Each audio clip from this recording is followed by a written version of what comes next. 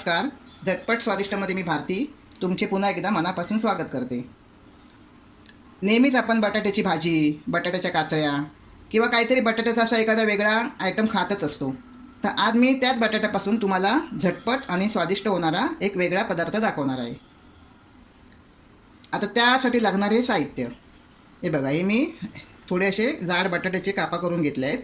म्हणजे जसे आपण बटाट्याची भाजी करायला घेतो ना, तर त्या कशा थोड्या पातळ असतात. आणि हे आता आपण जे काय करणार आहे म्हणजे त्याचं नाव आहे कुरकुरीत बटाटा रवा फ्राय.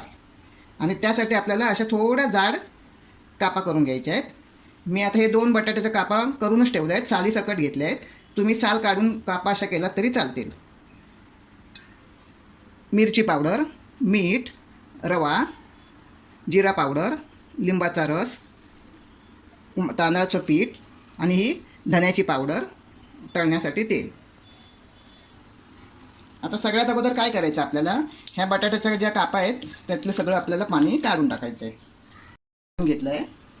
आता त्यामध्ये आपल्याला टाकायचं आहे ही मिरची पावडर आहे. जसं आपल्याला तिखट हवं असेल तशी आपल्याला मिरची पावडर टाकायची आहे. थोडं कमीच करायचं आहे, म्हणजे कसं मीडियम जर असेल तर आपल्याला खायला पण बरे वाटतात. कधी कोणाला तिखट जास्त आवडत नाही, कधी कोणाला कमी तिखट आवडत नाही, म्हणून आपण मीडियमच कोणताही पदार्थ करताना करायचा. ही 1 चमचा मी धने पावडर घेतली आहे. 1 चमचा जिरे पावडर, चवीनुसार मीठ घ्यायचं आहे. अतिशय सुंदर होता त्या कापा, अगदी कुरकुरीत. आपण त्या सहज नाश्त्यासाठी पण खाऊ शकतो किंवा कधी भाजी नसेल तर तोंडी लावायला आपण करू शकतो. आणि हा लिंबाचा रस आहे. 2 चमचे मी लिंबाचा रस घेतला आहे. आता आपल्याला हे हाताने छान असं एकजीव करून घ्यायचं आहे. म्हणजे ह्याला तुम्ही व्हेज फिशसुद्धा म्हणू शकता, कारण ज्यावेळेला आपण फिश फ्राय करतो त्यावेळेला सुद्धा आपल्याला असंच त्याला करावं लागतं. म्हणजे जे काय आपण मॅरिनेट केलं आहे अशा प्रकारेच करावं लागतं. आता आपण हे 5 मिनटं थोडं बाजूला ठेवून देऊया. आता आपल्याला दुसरी तयारी करूया. हा रवा आहे, बारीक रवा घेतला आहे मी. जेवढा आपल्याला हवा असेल, जशी आपली बटाट्याची क्वांटिटी असेल त्या हिशोबाने आपण रवा घ्यायचा आहे, म्हणजे जेणेकरून आपलं मिश्रण फुकट जायला नको.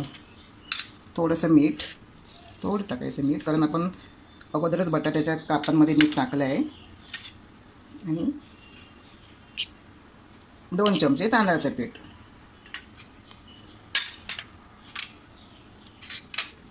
थोडीशी मिरची पावडर. हे छान आपण असं एकजीव करून घेऊ.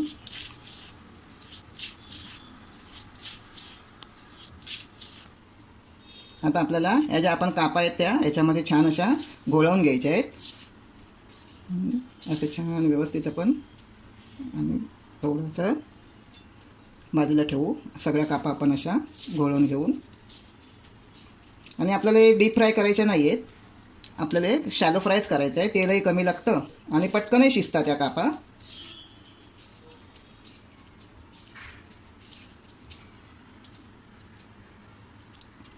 अशा प्रकारे आपण आता या सगळ्या कापांना छान असं ह्याच्यात रव्याच्या मिश्रणामध्ये घोळून घेऊया. हे बघा, आता आपल्या छान सगळ्या काचऱ्या घोळवून झाल्या आहेत. आता आपण हे शॅलो फ्राय करायला घेऊया.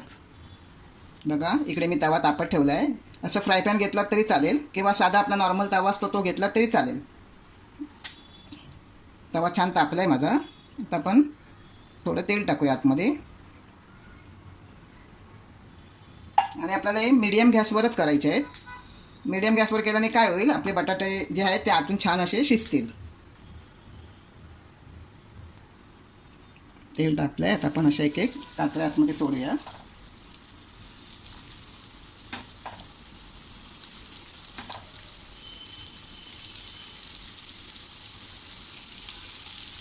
जर तुम्ही अजून माझे चॅनल सबस्क्राईब केले नसेल तर माझे चॅनल सबस्क्राईब करायला विसरू नका.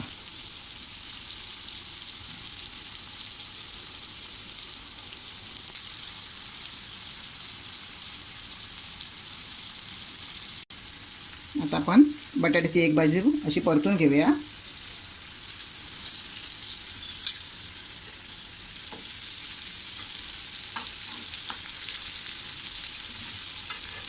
छान खरपूस असे आपल्याला भाजून घ्यायचे आहेत.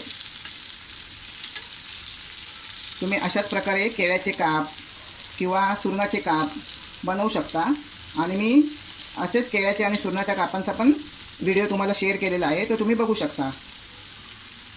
आता आपण दुसरी बाजूसुद्धा छान अशी खरपूस भाजून घेऊया.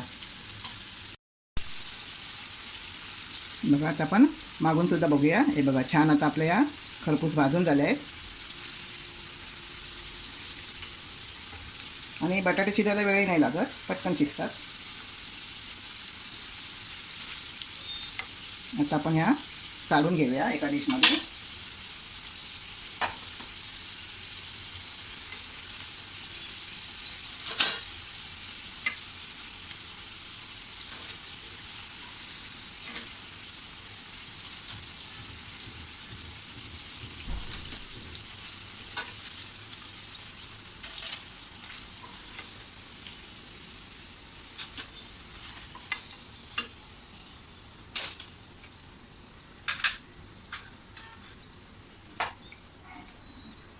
अशाच प्रकारे आपण जे उरलेल्या काप आहेत ते आपण फ्राय करून घेऊया.